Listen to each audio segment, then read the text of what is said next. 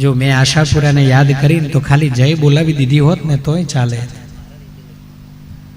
પણ આ સૌની આશા પૂરા કરવા વાળી છે. મેં કીધું ને કે તમારી મારી કુળદેવી જે છે ને એ સર્વત્ર અલગ રૂપને સ્વરૂપને ધારણ કરવા વાળી છે. અલગ અલગ જગ્યાએ અલગ અલગ રૂપ સ્વરૂપને ધારણ કરી અને માં એવી રીતે બેઠી છે કે આખા લોકની મુશ્કેલીઓને વિટંબણાઓ દૂર કરનારી છે.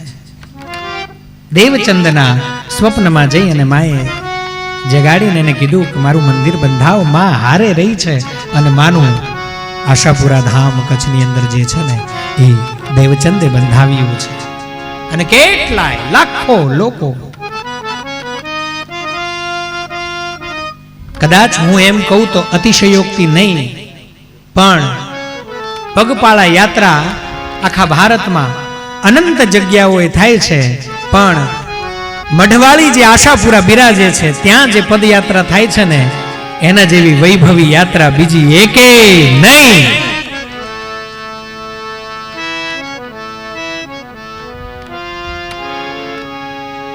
આપણે ઘરે શું ભોગવીએ છીએ, ઘરે શું ખાઈએ છીએ, ઘરે શું રહીએ છીએ, એવો વૈભવ જગદંબા માર્ગમાં રસ્તામાં ઊભો કરે છે. એવી પદયાત્રા નીકળે છે જગદંબાની. લાખોની સંખ્યામાં માણસો હાલીને જાય છે. અને વળી પાછી જાડેજાના વંશની કુળદેવી છે. જાડેજા કુળનું નાનકડું અમથું બાળક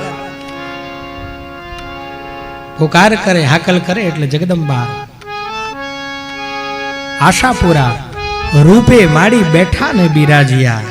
એ બેઠી નથી રહેતી, એ હાકલ પડીને દોડે છે અને વારે આવે છે અને ભક્તોની લાજ રાખે છે.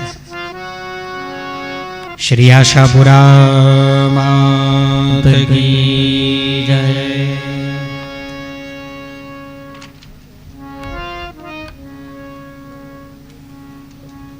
પ્રથમ સ્કંદની અંદર ગઈકાલે આપણે પ્રવેશ કર્યો.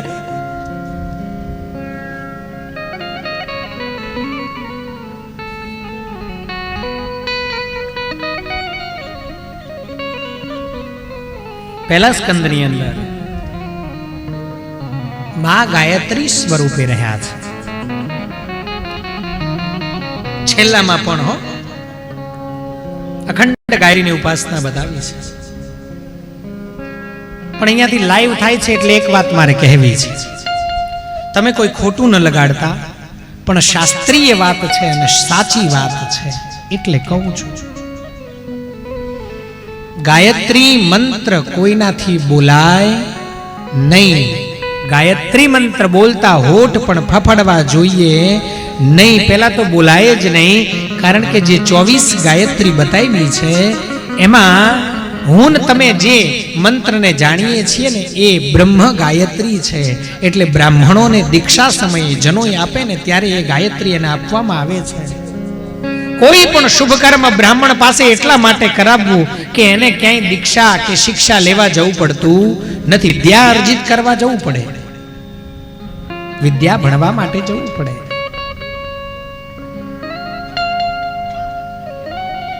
પણ એ જે વિદ્યાને ભણીને આવે છે પછી એને ગાયત્રીની ઉપાસના કરવાની છે અને ભગવાન સૂર્યનારાયણને પોતાના ઈષ્ટદેવ બનાવવાના છે.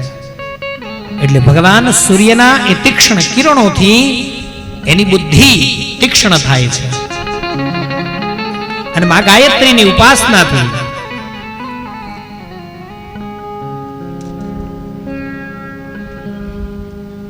એની બુદ્ધિમાં અને કરેલા જ્ઞાનથી અર્જિત જે વિદ્યાઓ છે એમાં સૂક્ષ્માતિ સૂક્ષ્મ જે રહસ્યો છે ને એ રહસ્યોને ઉજાગર કરવાની શક્તિ એનામાં પ્રગટ થાય છે. ગમે તે ગાયત્રીનો મંત્રનો જપ ન કરી શકે તો પછી યજ્ઞની તો વાત જ શું કરવાની, ના થાય. ભગવાન સત્યનારાયણની કથા કરાવી લેવાની. યજ્ઞોપવિતને ધારણ કરનારો કોઈ બ્રાહ્મણ આવી અને તમને એ કરાવે તો એ શ્રેષ્ઠ છે. પછી તમારા બધાની ઈચ્છા, આપણે કોઈનો વિરોધ કરતા નથી, બધાના ચરણમાં વંદન છે. પણ સાચું આ છે, તમારા કુળદેવીનો યજ્ઞ કરાવો ને, તમારા માતાજીનો એને પુષ્ટ કરો ને, એને આહુતિ જમાડો અને નૈવેદ્ય ધરાવો. જેને તમે બધા ગુજરાતીમાં નિવેદ કહો છો ને, એને નૈવેદ્ય કહેવાય. જગદંબાના ચરણમાં જે મૂકો ને એને નૈવેદ્ય જ કહેવાય. ઘણી જગ્યાએ અમે યજ્ઞ કરાવવા પણ જઈએ ને તો ત્યાં પણ અમને કહે, મહારાજ અમારે તો માતાજી આ નૈવેદ્ય જમે છે, અમારે તો માતાજી આ નૈવેદ્ય જમે છે. એમ જો હવે આ નૈવેદ્યનો ફોડ પાડી દઉં, આવ્યા છીએ એટલે નવરાત્રની વાત કરી, હવે નૈવેદ્ય ઉપર આવીએ. ઘણા એને આ પ્રશ્નો હોય છે, અમારા કુળદેવી કયા, નૈવેદ્ય શું? ને ન જડે ને તો અંબાને પૂજવાની. નૈવેદ્યમાં જગદંબાને મગ, નૈવેદ્યમાં જગદંબાને ભાત, પણ ભાત એકલો નહીં, કાં ગોળ અને કાં ખીર કરીને, ઘી બધાયમાં હોવું જોઈએ. મગ, ભાત, ઘી અને પછી માવાની અથવા દૂધની કોઈ પણ મીઠાઈ, એક શ્રીફળ,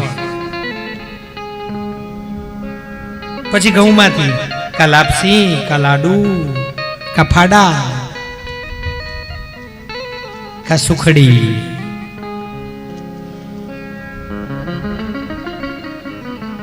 અને કા ચણા. અડદના બાકડા બને, નૈવેદ્ય પવિત્ર થાય. અને મારી અબ્બર પાછળ છે ને બાપજી બેઠા છે, તો પછી એક દીવો પ્રગટાવવાનો, નાનકડા પાત્રમાં કુલેર થોડીક બનાવી દેવાની. શ્રીફળ તો બધે ખરા જ. સારું, આનાથી બહાર કોઈને નિવેદ થવા હોય તો આંગળી ઊંચી કરો. માતાજી ના હો, મેં જે વસ્તુ કીધી એનાથી બહાર કોઈને નિવેદ થતા હોય તો કઈ વાંધો નહીં, કથા પછી પણ મને કહેજો. તો કેમ આટલામાંથી જ નિવેદ? આ જગદંબા થોડી આજકાલની છે, આ તો પરા છે. મેં કીધું એમ, જ્યારે કઈ નતું ને ત્યારે આ હતી.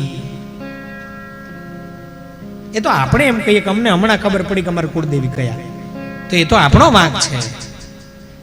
વચ્ચે ક્યાંક પ્રજા એવી ઉત્પન્ન થાય તો ભૂલી જાય. હજી આગળ જોવો, આ 2-3 પેઢીમાં નહીં હાચવી રાખો તો આમ જ થવાનું.